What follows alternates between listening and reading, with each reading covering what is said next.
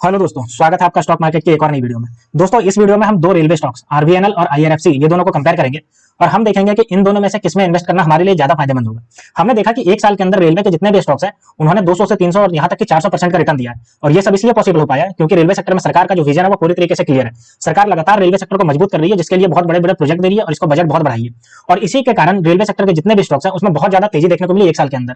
तो हम आज की वीडियो में आरबीएनएल और आईआरएफसी इस दोनों को कंपेयर करेंगे और हम देखेंगे कि अभी के टाइम से कौन से स्टॉक्स में हमें इन्वेस्ट करना ज्यादा फायदेमंद होगा। तो चलिए दोस्तों, वीडियो शुरू करते हैं। लेकिन दोस्तों, अगर आपने मेरे चैनल को अभी तक सब्सक्राइब नहीं किया तो आप मेरे चैनल को सब्सक्राइब कर लीजिए और बेल आइकन को ऑन कर दीजिए, ताकि ऐसे ही स्टॉक मार्केट से रिलेटेड वीडियो आप तक आसानी से पहुंच सके और आप स्टॉक मार्केट से अपडेटेड रह सके। तो चलिए दोस्तों, वीडियो शुरू करते हैं। तो दोस्तों, सबसे पहले हम देख लेते हैं दोनों के आपका शेयर पैटर्न को कि कैसे कैसे मूव किया और कितना परसेंट रिटर्न दिया। तो अगर हम बात करते हैं rail Vikas Nigam limited RBNL की, तो आप देख सकते हो 5 दिन के अंदर इसमें 1.95% की तेजी है। वहीं अगर 6 महीने की बात करते हैं तो 86.44% की तेजी है। और अगर हम एक साल के रिटर्न की बात करते हैं तो 142% का इसने एक साल में रिटर्न दिया है। और प्राइस की बात करते हैं तो 287 रुपए का प्राइस चल रहा है। ठीक है, तो ये हमने देख लिया, एक साल के अंदर जो है 142.65% का इसने रिटर्न दिया और 287 रुपया 05 पैसा इसका प्राइस चल रहा है। वहीं अगर हम आईआरएफसी की बात करते हैं तो ये देखिए हमारे पास आ गया, इसने 5 दिन के अंदर 5.97% का रिटर्न दिया है। वहीं अगर 6 महीने की बात करते हैं तो देखिए 118.11% का रिटर्न दिया है। और एक साल की बात करते हैं तो एक साल में देखिए ये 371% का रिटर्न दिया है। और इसका जो प्राइस है वो देखिए 158 रुपया 35 पैसा प्राइस चल रहा है। तो आप देख सकते हो कि एक साल के अंदर आपका, अगर हम आरबीएनएल की बात करते हैं तो वो लगभग जो है 135% का रिटर्न था और ये उससे डबल आपका 371% का रिटर्न दिया है।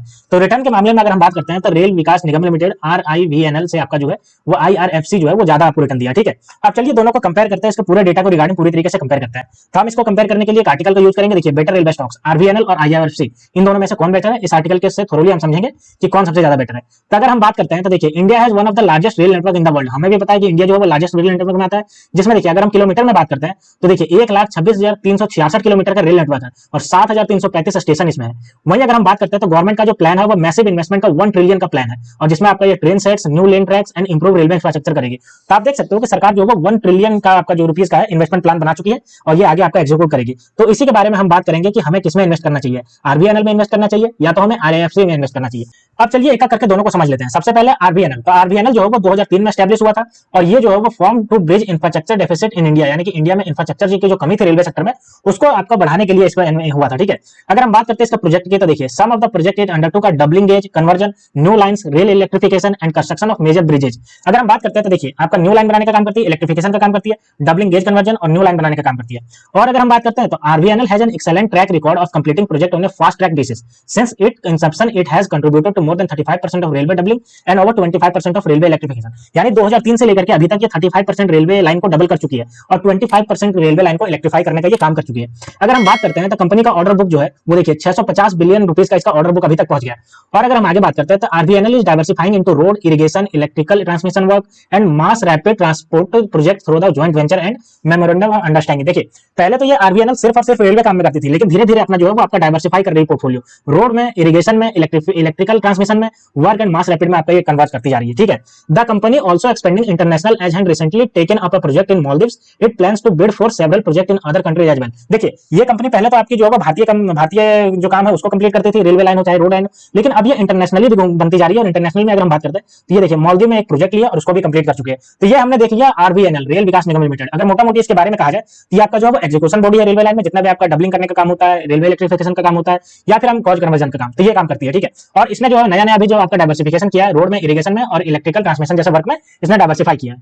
अब हम अगर बात करते हैं IRFC, Indian rail finance corporation, तो इसके नाम से ही पता चलता है कि ये फाइनेंस करने का काम करेगी। देखिए, ये 1986 में बनी थी, यानी कि रेल विकास निगम लिमिटेड से आपका ये बहुत पहले बन गई थी।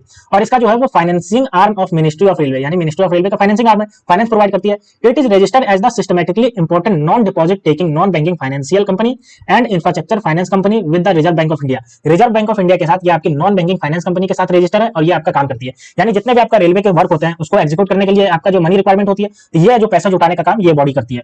The company principal business is to borrow fund from financial market to finance a project और acquisition which is then leased out to the Indian railway. देखिए, ये फाइनेंशियल मार्केट से पैसे उठाती है। अब इसके पास पैसे कहां से आएंगे, तो फाइनेंशियल मार्केट से पैसे उठाती है और उसके बाद इंडियन रेलवे में जितने भी आपका काम होता है, प्रोजेक्ट होता है, उसको कंप्लीट करने के लिए वहां पैसे देती है। फिर इंडियन रेलवे से जो आपको प्रॉफिट आता है उसको ये लेकर के उसको इंटरेस्ट जनरेट करके अपना प्रॉफिट करती है और फाइनेंशियल मार्केट जहां से पैसे उठाती है वहां पे ये देने का काम करती है। अब अगर हम मार्केट कैपिटलाइजेशन की दोनों की बात करते हैं तो देखिए यहाँ पे बिलियन रुपीस में दिया हुआ है। तो आप देख सकते हो आरबीएनएल का जो है वो 598.5 बिलियन रुपीस है। वहीं अगर हम आईआरएफसी की बात करते हैं तो 1963.50 बिलियन रुपीस है। तो देखिए IRFC इसमें बीट करता है RVNL को, ठीक है। और अगर हम बात करते हैं in terms of market capitalization, तो जाहिर सी बात है IRFC जो है वो आपका RVNL को बीट करता है। If we compare the performance of both the stock on the brochure, then IRFC has outpaced RVNL and the benchmark of Nifty 50। देखिए IRFC का जो आपका शेयर पैटर्न है वो आपको RVNL को आपको बीट कर दिया और निफ्टी 50 को भी बीट कर दिया। यानी कि जैसे जैसे आपका निफ्टी 50 बढ़ रहा है उसके कहीं ज्यादा आपका IRFC बढ़ रहा है और RVNL जो है वो IRFC से कम बढ़ता जा रहा है। आप यहाँ पे देख सकते हो, आपका ये जो ब्लू लाइन आपको दिख रहा है ये आपका IRFC का चार्ट पैटर्न है, और जो रेड लाइन है ये आपका RVNL का है, और जो आपका नीचे जो ग्रीन लाइन दिख रहा है ये आपका निफ्टी 50 का है। तो देख सकते हो निफ्टी 50 आपका कितना ज्यादा स्लाइटली आपका जो है वो स्लाइटली अपवर्ड डायरेक्शन में मूवमेंट किया, और उसके ऊपर RVNL ने मूवमेंट किया, और सबसे ऊपर आप देख लो IRFC का मूवमेंट है। तो सबसे ज्यादा अगर रिटर्न की भी बात करते हैं तो IRFC ने सबसे ज्यादा रिटर्न दिया है। अब इसका रेवेन्यू कंपैरिजन करके देखते हैं। तो अगर हम IRFC को देख लेते हैं तो देखिए IRFC earns revenue primarily through leasing rolling stocks assets such as locomotive, passenger coaches and the freight wagon. देखिए यानी कि ये लोकोमोटिव, पैसेंजर कोचेज और फ्रेट वैगन जो है इसको आपका जो है वो लीज करके पैसे आपका जुटाती है। वहीं अगर हम RVNL की बात करते हैं तो on the other hand generates revenue from the construction and infrastructure project it undertakes. अब देखिए रेवेन्यू के मामले में अगर हम बात करते हैं तो IRFC जो है वो आपका जितने भी आपका पैसा जो जुटाती है वो इन सबको लीज करके जुटाती है, क्योंकि इन्हीं सब में आपको ये पैसे देती है। जिन्हें मनी मार्केट से पैसे उठाती है वो इन्हें सबको डेवलप करने में उठाती है, तो इन्हीं सबसे जुटाती है। और RVNL जो जुटाती है वो आपका जो जुटाती है वो कंस्ट्रक्शन एंड इंफ्रास्ट्रक्चर प्रोजेक्ट से जुटाती है, ठीक है। Although the nature of revenue is different for both companies, it is important to show how the revenue for the companies has grown in the past 5 years। हम देखेंगे कि past 5 year में इन दोनों का रेवेन्यू कैसे ग्रो किया है। अगर हम बात करते हैं आपका CAGR के मामले में तो देखिए IRFC जो है वो 16.5% से बढ़ा है।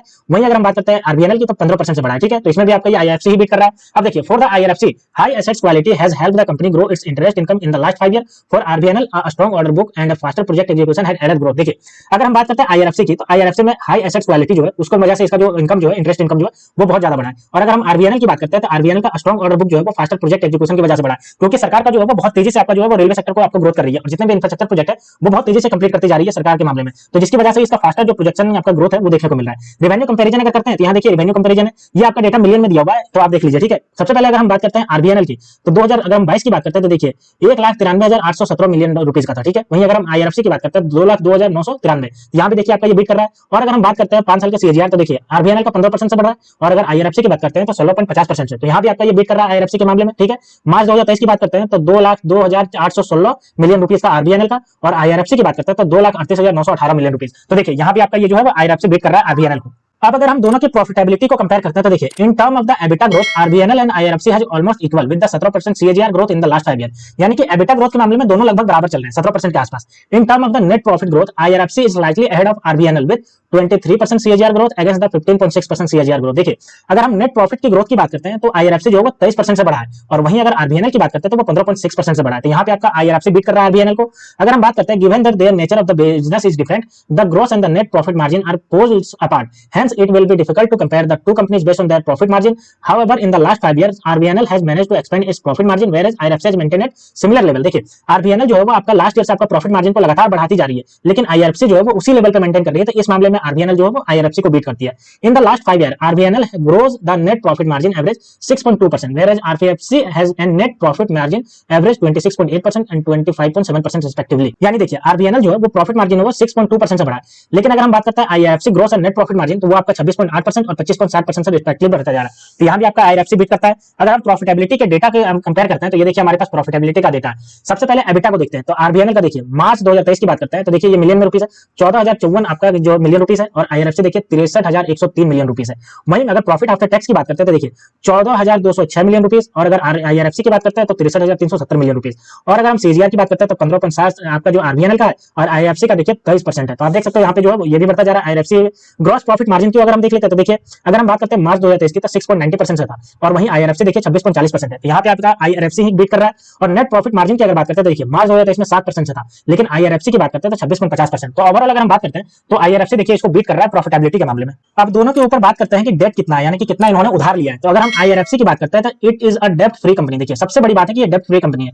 नो फिक्स फाइनेंशियल ऑब्लिगेशन, कोई फाइनेंशियल ऑब्लिगेशन नहीं है, such as interest cost on its book and that will affect its profitability. अब जिसके पास ज्यादा अगर डेब्ट रहता है तो उसका जो कमाई होता है वो ज्यादातर उसका जो है वो डेब्ट का इंटरेस्ट चुकाने में चला जाता है, लेकिन ये जो है वो पूरी तरीके से डेब्ट फ्री है। लेकिन अगर RVNL की बात करते हैं तो has a debt of 60 billion rupees का डेट है इसके पास, and debt to equity ratio 0.8x है। तो आप देख सकते हो कि RVNL के पास डेट है, लेकिन IRFC के पास कोई डेट नहीं है। तो IRFC इसमें बहुत अच्छा खासा परफॉर्म कर रही है, डेट इसके पास 0 है। अब अगर हम दोनों के फाइनेंशियल हेल्थ मैट्रिक्स की बात करते हैं तो देखिए आरबीएनएल का कंपेयर करेंगे रिटर्न ऑन इक्विटी और रिटर्न ऑन कैपिटल एम्प्लॉयड के, और अगर आईआरएफसी की बात करते हैं तो क्योंकि ये फाइनेंशियल कंपनी है तो इसमें नेट नॉन परफॉर्मिंग एसेट्स और कैपिटल एडवोकेसी रेशियो की बात करेंगे। तो अगर हम बात करते हैं आरओई की, रिटर्न ऑन इक्विटी की, तो आरबीएनएल का देखिए 19.40% है, और रिटर्न ऑन कैपिटल एम्प्लॉयड की बात करते हैं तो 17.80% है। और अगर हम बात करते हैं आईआरएफसी के नेट परफॉर्मिंग एसेट्स की नॉन परफॉर्मिंग एसेट तो देखिए 0 है, यानी कि इसके ऊपर कोई एनपीए नहीं है, जितना भी इसका पैसा है वो सब वापस आ गया है। और कैपिटल एडवोकेसी रेशियो की बात करते हैं तो 512% है, ये जितना ज्यादा अधिक रहता है उतना ज्यादा बढ़िया रहता है। तो आप देख सकते हो मार्च 2019 से लगातार इसका बढ़ता गया है और 512% अभी पहुंच गया। तो इस मामले में भी अभी देखिए आईआरएफसी जो है वो अच्छा खासा परफॉर्म कर रहा है। अब हम दोनों के डिविडेंड को देखते हैं कि कौन सी कंपनी ने कितना कितना डिविडेंड दिया है। तो देखिए अगर हम सबसे पहले प्रॉफिट आफ्टर टैक्स की बात करते हैं, जो यहाँ पे मिलियन में डेटा दिया हुआ है, तो आरबीएनएल की बात करते हैं तो मार्च 2023 में देखिए 2.1 मिलियन रुपीस का था इसका प्रॉफिट आफ्टर टैक्स, और आईआरएफसी की बात करते हैं तो मार्च 2023 में 1.5 मिलियन रुपीस था, ठीक है। और सीएजीआर की बात करते हैं तो 19.10% का सीएजीआर था आरबीएनएल का, और आईएफसी की बात करते हैं तो 38.90% का था। अब अगर हम बात करते हैं डिविडेंड यील्ड की कि किसने कितना डिविडेंड यील्ड है, तो देखिए मार्च 2023 में आरबीएनएल का जहां 3.80% का डिविडेंड यील्ड था, वहीं आईआरएफसी का जो है 5.30% का डिविडेंड यील्ड है। तो आप देख सकते हो कि यहाँ भी आपका आईआरएफसी जो है वो आरबीएनएल को बीट कर रहा है। और डिविडेंड पे आउट रेशियो की अगर बात करते हैं तो इसमें भी देखिए आपका आरबीएनएल का 31.30% है और आईआरएफसी का जो है वो 30.90% है, यानी दोनों आपस में बराबर है। तो आप देख सकते हो कि डिविडेंड यील्ड के मामले में आपका जो है वो 3% आपका जो है वो आरबीएनएल है, और आईआरएफसी जो है वो लगभग आपका 5% के आसपास है, तो यहाँ पे इसको बीट करता है। तो अब हम फाइनल कंक्लूजन पे पहुंचते हैं कि विच railway stocks is better, RBNL और आईआरएफसी। हमने इतने सारे डेटा को देख लिया, इसके वैल्यूएशन को देख लिया, डिविडेंड को देख लिया, इसके फाइनेंशियल परफॉर्मेंस को देख लिया। अब हम बात करते हैं कि दोनों में से किसको लेना ज्यादा सही रहेगा। तो अगर हम बात करते हैं तो देखिए both the railway companies are on par with respect of revenue growth, profit growth and dividend payment. जाहिर सी बात है सब अपने अपने मामले में बढ़िया है, और हमने ओवरऑल अगर देखा तो सारे जितने भी रेलवे स्टॉक्स हैं उन्होंने साल भर के अंदर बहुत ही अच्छा खासा परफॉर्म किया है, चाहे आरबीएनएल की बात करें या आईआरएफसी की बात करें। लेकिन अगर दोनों में कंपेयर करते हैं तो in term of stock market performance share of IRFC has delivered a superior performance compare to RVNL. जाहिर सी बात है इन दोनों के कंपेयर में हमने देखा कि सबसे ज्यादा जो है आईआरएफसी आपको बीट कर रहा था आरबीएनएल को। तो ओवरऑल अगर हम बात करते हैं तो आईआरएफसी यानी कि Indian rail finance corporation rail Vikas Nigam limited को बीट करती है, चाहे हम इसके रिटर्न की बात कर ले या फिर इसके वैल्यूएशन की बात कर ले या डिविडेंड पे आउट की बात कर लेते हैं, सब मामले में आपका जो है आईआरएफसी आरबीएनएल को बीट करती है। तो अगर हम दोनों में से चुनते हैं तो आईआरएफसी हमारे लिए ज्यादा फायदेमंद होगा, क्योंकि रिटर्न के मामले में ये सबसे ज्यादा ऐसे स्टॉक्स है जिसने सबसे ज्यादा रिटर्न दिया है आरबीएनएल के कंपैरिजन में, ठीक है। तो दोस्तों ये था पूरा कंपैरिजन आरबीएनएल और आईआरएफसी के रिगार्डिंग। तो इसमें से अगर कोई भी आपको और जानकारी चाहिए तो आप मुझे नीचे कमेंट सेक्शन में कमेंट करके बता सकते हैं। तो दोस्तों ऐसे ही स्टॉक मार्केट से रिलेटेड वीडियो देखने के लिए आप मेरे चैनल को सब्सक्राइब कर लीजिए। तो मिलते हैं दोस्तों नेक्स्ट वीडियो में, तब तक के लिए स्टे ट्यून्ड, थैंक यू।